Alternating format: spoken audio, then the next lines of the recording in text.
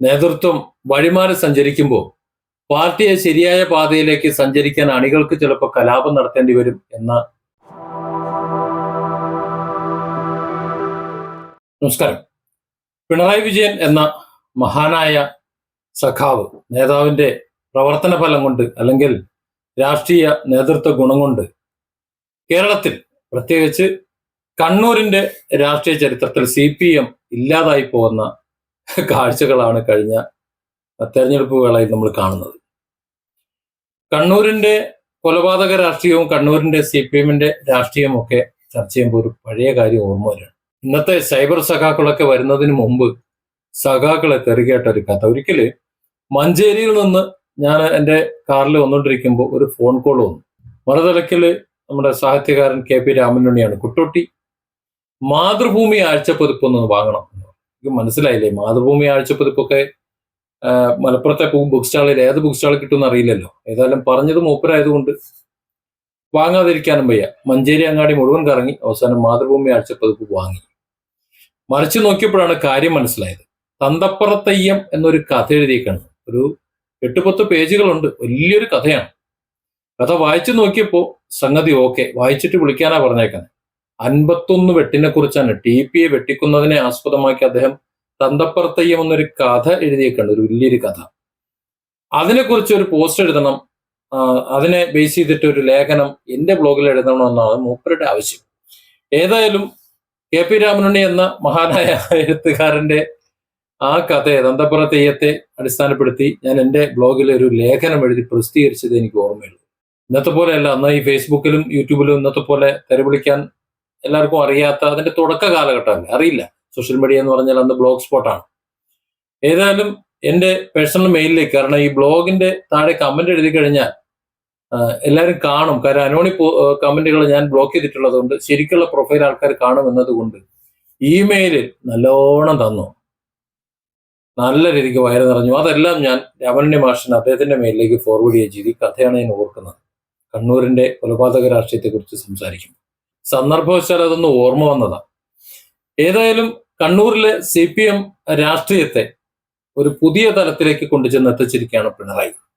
ഈ തെരഞ്ഞെടുപ്പിൽ ഗോവിന്ദൻ എന്ന ഒരു നേതാവ്, അറിയപ്പെടുന്ന ഒരു നേതാവ്, അദ്ദേഹം വിമതനായി മത്സരിക്കുന്നു, അല്ലെങ്കിൽ CPMന്റെ വിമതനാകേണ്ടി വരുന്നു. പാർട്ടിയുടെ ചില നേതൃത്വവും വലിയൊരു വിഭാഗം അണികളും പാർട്ടിക്കെതിരായി വരുന്നു എന്ന് പറയുമ്പോൾ, പാർട്ടിക്കെതിരായെന്നല്ല, പാർട്ടിയുടെ പിണറായിസത്തിനെതിരായി വരുന്നു എന്ന് പറയുമ്പോൾ, ഇദ്ദേഹം ഈ കഴിഞ്ഞ 10 വർഷം എന്താണ് ഈ പാർട്ടിക്ക് വേണ്ടി ചെയ്തത്, അല്ലെങ്കിൽ പാർട്ടിയെ എങ്ങനെയാണ് കണ്ടത് എന്നതും ഒരു വിലയിരുത്തലും കൂടിയാണ്.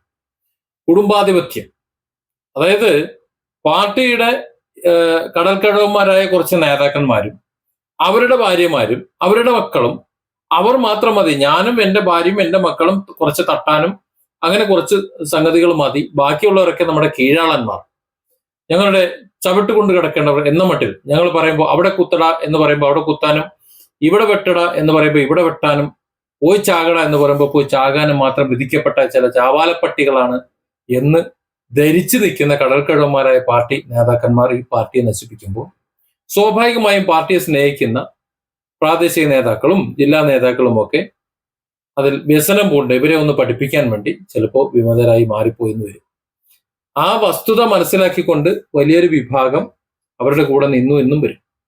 ഏതായാലും കണ്ണൂരിന്റെ രാഷ്ട്രീയ ചരിത്രത്തിൽ CPM എന്ന പാർട്ടി അവമതിക്കപ്പെടുന്ന സാഹചര്യമാണ് കഴിഞ്ഞ 10 വർഷമായി പിണറായി സഖാവിന്റെ നേതൃത്വത്തിൽ കാണാൻ കഴിയും. അപ്പോൾ മഹാനായ സഖാവ് എന്നും ഇങ്ങനെ വിളിക്കാതിരിക്കുക. താഴെ തട്ടിലെ പ്രവർത്തകരുമായിട്ട് ഏറ്റവും ബന്ധമുള്ള, നേരിട്ട് ബന്ധമുള്ള ഗോവിന്ദനെ പോലെയുള്ള നേതാക്കന്മാരെ തഴഞ്ഞിട്ട് ജനങ്ങൾക്ക് എതിർപ്പുള്ള ഒരു വിഭാഗത്തിന് മടുപ്പുള്ള ചിലരെയൊക്കെ വെച്ചുകൊണ്ട് അതിനങ്ങ് ജയിപ്പിക്കണമെന്ന് കൽപ്പിക്കുന്ന രാജകൽപ്പനയുണ്ടല്ലോ, ആ രാജകൽപ്പന അനുസരിക്കാൻ ഞങ്ങൾക്ക് സൗകര്യമില്ല എന്ന യഥാർത്ഥ സഖാക്കളുടെ ശബ്ദമാണ് കണ്ണൂരിൽ നിന്ന് ഉയർന്നു വരുന്നത്. പിണറായി വിജയൻ എന്ന ഏകാധിപതിയുടെ ആ ഒരു വ്യക്തിപരമായ വാശിയുണ്ടല്ലോ, ആ വാശിക്ക് വഴങ്ങാൻ തങ്ങളില്ല എന്ന ഉറച്ച നിലപാട്. പാർട്ടിയിലെ എല്ലാ അധികാരങ്ങളും ഏതെങ്കിലും ഒരു വ്യക്തിയിലേക്ക് ക്രമീകരിക്കപ്പെടുക എന്ന് പറഞ്ഞാൽ അത് കറകളഞ്ഞ ഒരു സഖാവിന് ഒരിക്കലും അംഗീകരിക്കാൻ പറ്റില്ല. അത് ചോദ്യം ചെയ്യുന്നവരെ ഒതുക്കുന്ന രീതിയിലുള്ള പിണറായി വിജയന്റെ ധാർഷ്ട്യം, ആ ധാർഷ്ട്യത്തിന് അണികൾ നൽകുന്ന മറുപടിയാണ് ഗോവിന്ദൻ എന്ന നേതാവിന്റെ സ്ഥാനാർത്ഥിത്വം എന്നാണ് കണ്ണൂരിലെ യഥാർത്ഥ സഖാക്കൾ പറയുന്നത്. പാർട്ടിയെ, കമ്മ്യൂണിസ്റ്റ് പാർട്ടിയെ തങ്ങളുടെ ജീവശ്വാസമായി കാണുന്ന ധാരാളം അനുയായികൾ. ആ അനുയായികൾക്ക് തങ്ങളുടെ വികാരം മാനിക്കാത്ത നേതൃത്വത്തോട് പുച്ഛം തോന്നുക എന്ന് പറഞ്ഞാൽ സ്വാഭാവികം.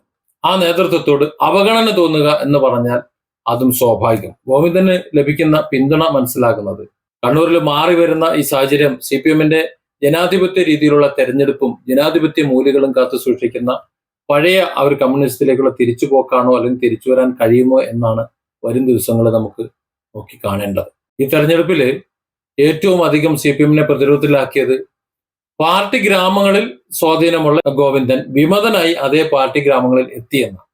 ചിലയിടങ്ങളിലെങ്കിലും കൂവലും ബഹളവും ഒക്കെ ഉണ്ടായി. അത് പിണറായി പക്ഷത്ത് അല്ലെങ്കിൽ ഔദ്യോഗിക പക്ഷത്ത് നിൽക്കുന്ന അടിമകൾ അവർ കൂകിയിട്ടുണ്ട്. അതല്ലെങ്കിൽ നിർബന്ധിച്ച് അവരെ കൊണ്ട് കൂകിപ്പിച്ചിട്ടുണ്ട്. ഏതായാലും അദ്ദേഹത്തിന് വലിയ ജനപിന്തുണ ഉണ്ട്, നേതൃത്വത്തിൽ ഉള്ളിൽ തന്നെ ചിലരുടെ പിന്തുണയുണ്ട് എന്നതുകൊണ്ട് തന്നെയാണ് അദ്ദേഹം ഇറങ്ങി വിമതനായി മത്സരിക്കാൻ നിൽക്കുന്നത്. അല്ലെങ്കിൽ അങ്ങനെ ധൈര്യപ്പെടുന്നില്ലല്ലോ. പ്രത്യേകിച്ച് TP വെട്ടിക്കൊന്ന ചരിത്രമുള്ള ഈ പാർട്ടിക്ക്, അത് പാർട്ടിക്ക് ഒരു വെല്ലുവിളിയാണ് എന്ന് തോന്നുന്ന ആൾക്കാരെയൊക്കെ വെട്ടി എരപ്പാക്കുന്ന ഒരു സമ്പ്രദായമാണല്ലോ ഇവിടെ ഉള്ളത്. ആ സമയത്ത് 51 52 വെട്ടിന് ഇരയാകാൻ വേണ്ടി ഇറങ്ങി ചെല്ലണമെന്നുണ്ടെങ്കിൽ ചില്ലറ ധൈര്യം പോരാ. നേതൃത്വം വഴിമാറി സഞ്ചരിക്കുമ്പോൾ പാർട്ടിയെ ശരിയായ പാതയിലേക്ക് സഞ്ചരിക്കാൻ അണികൾക്ക് ചിലപ്പോൾ കലാപം നടത്തേണ്ടി വരും എന്ന ഒരു ചൊല്ലുണ്ട്. ചൊല്ലല്ല, CPM തന്നെ ഉണ്ടാക്കിയിട്ടുള്ള മൊഴിയാണ്. ആ മൊഴി ഈ കാലത്ത് കണ്ണൂരിന്റെ രാഷ്ട്രീയ ചരിത്രത്തിൽ പിണറായി എന്ന ഏകാധിപതിക്കെതിരെ അല്ലെങ്കിൽ ചില കടൽക്കൊഴന്മാരുടെ കുടുംബാധിപത്യത്തിനെതിരെ അണികൾക്കെടുത്ത് പ്രയോഗിക്കേണ്ടി വരുന്നു എന്നത് ഈ പാർട്ടിയുടെ ഇന്നത്തെ അപജയത്തിന് അല്ലെങ്കിൽ ഈ കോലത്തിലാക്കിയതിന് ഒരു പ്രതീക്ഷയാണ്. കാര്യം CPM എന്ന് പറയുന്ന പാർട്ടിയെ ഇവിടെ നിലനിർത്തണം, അതിനെ നല്ല വഴിക്ക് കൊണ്ടുവരണം, ഒരു ജനകീയ പ്രസ്ഥാനമാക്കി നിലനിർത്തണം എന്നാഗ്രഹിക്കുന്ന വലിയൊരു ഭാഗം പ്രവർത്തകരുടെ ആഗ്രഹം. പിണറായി വിജയന്റെ ഭരണശൈലിക്കും സംഘടനാ രീതിക്കും എതിരെയുള്ള ഒരു വൻ താക്കീതാണ്, ഒരു വലിയ നീക്കം തന്നെയാണ്. അണികളുടെ വികാരത്തെ അടിച്ചമർത്തിയിട്ട് ഇനി മുന്നോട്ട് പോകാൻ കഴിയില്ല എന്നും താഴെത്തട്ടിലുള്ള സാധാരണക്കാരുടെ ശബ്ദത്തെ അവഗണിച്ചുകൊണ്ട് മുന്നോട്ട് പോയാൽ അത് വലിയ പ്രത്യാഘാതങ്ങളാണ് ഉണ്ടാക്കുക എന്നും തളിപ്പറമ്പിലെ രാഷ്ട്രീയ സമവാക്യങ്ങൾ നമ്മളെ ഓർമ്മിപ്പിക്കുന്നുണ്ട്. അത് മനസ്സിലാക്കിക്കൊണ്ട് കിഴവന്മാര് ഒന്ന് മര്യാദ പഠിക്കുകയാണെന്നുണ്ടെങ്കിൽ അവർക്ക് കൊള്ളാം, ഇല്ലെങ്കിൽ അവർക്ക് വേണ്ടിയിട്ടുള്ള പട്ടട ഒരുക്കുന്നതും അവരുടെ അനുയായികൾ തന്നെ ആയിരിക്കും. Different angles. Don't forget to subscribe and support this channel.